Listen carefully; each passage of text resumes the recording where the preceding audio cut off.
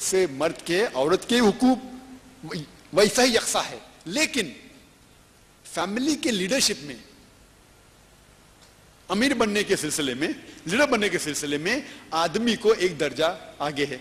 اس آیت میں کہا گیا ہے کہ عورت کے حقوق آدمی کے حقوق یکساں ہے، لیکن آدمی کا درجہ ایک درجہ آگے۔ یہ آیت کو لے کے بہت مرد کو یہ غلط فہمی ہے، اس کا مطلب مرد ایک درجہ سپیریئر ہے، ایک درجہ اونچا ہے، ایک درجہ سپیریئر ہے، درجے میں اونچا ہے۔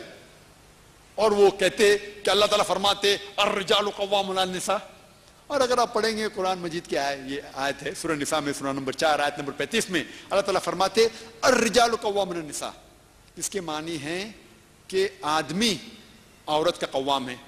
قوام معنی یہ نہیں کہ دادا گیری کرنے کے لیے ایک درجہ اونچا، کیا میں کچھ بھی کر سکتا ہوں، چلا سکتا ہوں، چیخ سکتا ہوں یا زبردستی کر سکتا ہوں، اللہ نے ایک درجہ اونچا کیا ہے۔ قوام جو عربی لفظ ہے وہ اقامہ سے آتا ہے، ہم جانتے ہیں صلاح کے پہلے اقامہ ہوتا ہے، نماز کے پہلے اقامہ مطلب کھڑے ہونا، سپورٹ کرنا۔ تو اللہ تعالیٰ فرماتے ہیں کہ آدمی عورت کو سپورٹ کرتا ہے، کیونکہ آیت آگے یہ کہتی ہے کیونکہ اللہ تعالیٰ نے مرد کو اسٹرینتھ، طاقت زیادہ دی ہے۔ اس سے یہ ظاہر ہوتا ہے کہ مرد کی عورتوں کی حفاظت کرنے کے لیے ایک درجہ زیادہ ذمہ داری ہے، ایک درجہ اونچا نہیں دادا گیری کرنے کے لیے، لیکن ایک درجہ زیادہ ذمہ داری ہے تاکہ وہ عورتوں کی حفاظت کرے۔ اور اللہ تعالیٰ فرماتے ہیں سورہ نساء میں سورہ نمبر 4 آیت نمبر 19 میں،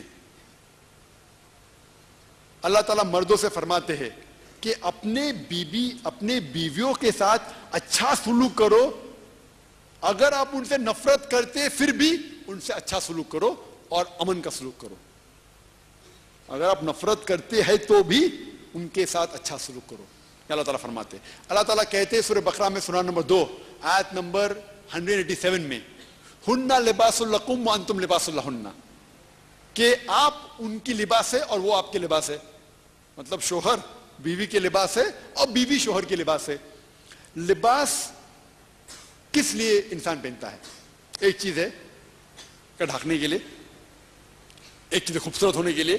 اسی طریقے سے شوہر اپنے بیویاں کی غلطیاں چھپانا چاہیے، اسی طریقے سے بیوی اپنی شوہر کی غلطیاں چھپانا چاہیے۔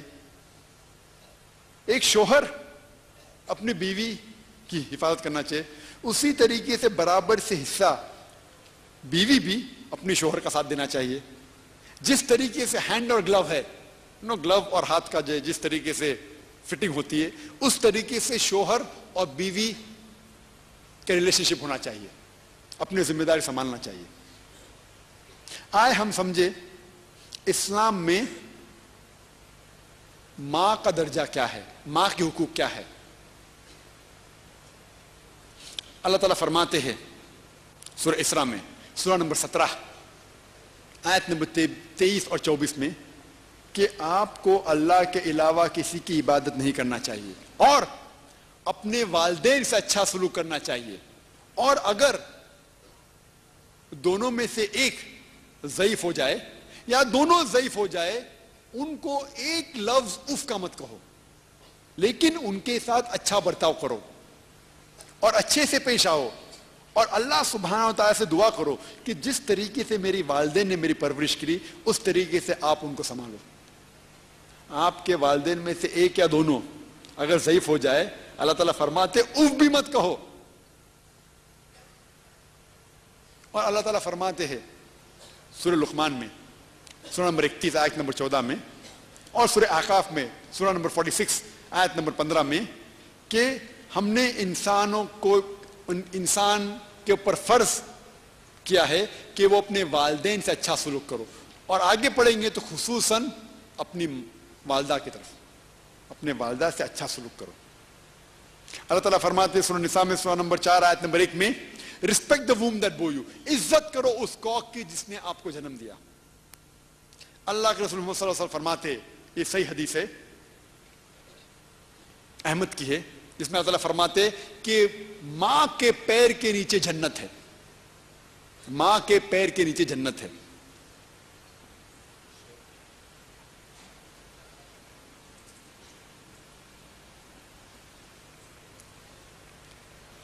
اس کا مطلب یہ نہیں کہ اگر میری والدہ کوئی سڑک پہ چل رہی ہے اور کوئی کیچڑ میں پاؤں دیتی ہے تو جنت بن جاتی ہے. اس کے معنی یہ کہ کوئی بھی انسان اپنی والدہ کا خدمت کرتا ہے, اپنی ماں کی بات مانتا ہے, اس کی خدمت کرتا ہے, اس سے محبت کرتا ہے, تو انشاءاللہ وہ جنت میں جائیں گا. اور ایک حدیث ہے صحیح بخاری میں, والیوم نمبر 8, کتاب الادب, ان دا بک آف ادب, چیپٹر نمبر 2, حدیث نمبر 2. ایک شخص اللہ کے رسول محمد صلی اللہ علیہ وسلم کے پاس آتے ہیں اور ان سے پوچھتے ہیں کہ ساری دنیا میں وہ کون سا انسان ہے جو میرے محبت کا حقدار ہے, جو صلاح رحم اچھے سلوک کا حقدار ہے, سب سے اول انسان کون ہے؟ تو اللہ کے رسول فرماتے ہیں تیری ماں. وہ شخص پوچھتا ہے اس کے بعد کون؟ اللہ کے رسول فرماتے تیری ماں. وہ شخص پوچھتا ہے اس کے بعد کون؟ اللہ کے رسول فرماتے تیری ماں. اس کے بعد کون؟ تو چوتھی بار جب وہ شخص پوچھتا ہے تو اللہ کے رسول فرماتے ہیں کہ تیرے والد. اس حدیث کے ذریعے میں یہ پتہ لگتا ہے کہ جب بھی کوئی شخص اپنے والدین سے اچھا سلوک کرتا ہے تو 3/4 حصہ 75% اور لو اینڈ رسپیکٹ جاتا ہے ماں کی طرف, 25% 1/4 حصہ جاتا ہے والد کی طرف.